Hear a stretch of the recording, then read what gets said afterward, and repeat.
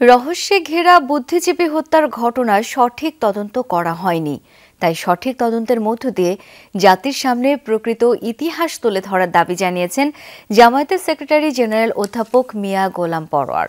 সকালে জাতীয় প্রেস ক্লাবে বুদ্ধিজীবী দিবস উপলক্ষে আয়োজিত আলোচনা সভায় এসব কথা বলেন তিনি। বলেন, জাতিকে চিরদিন যারা পদদলিত করে রাখতে পারবে তারাই এই জাতির সূর্য সন্তানদের ধ্বংস করেছে। স্বাধীনতার প্রাক্কালে জাতির শ্রেষ্ঠ সন্তানদের হত্যার মধ্য দিয়ে দেশকে মেধাশূন্য করার চেষ্টা করা হয় বলে জানান তিনি।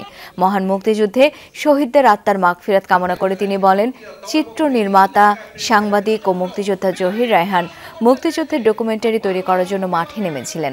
তবে এই কাজ করতে করতে হঠাৎ করেই তিনি নিখোঁজ হয়ে যান। জাতির শ্রেষ্ঠ সন্তান জহির রায়হানকে হত্যার মধ্য দিয়ে সত্য উদ্ঘাটন বাধাগ্রস্ত করা হয় বলেও জানান জামায়াত সেক্রেটারি।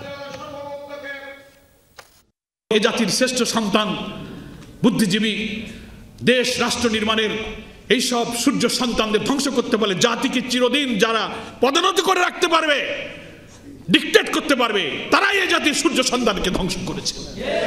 তারা মনে করেছিল এই কাজটা করা দরকার স্বাধীনতার একেবারে নিকটবর্তী সময়, যাতে রাজনীতির অঙ্কে বাঙালিরা গুলায় ফেলে। আজকে যেমন গুলায় ফেলছি আমরা, কারা করলো?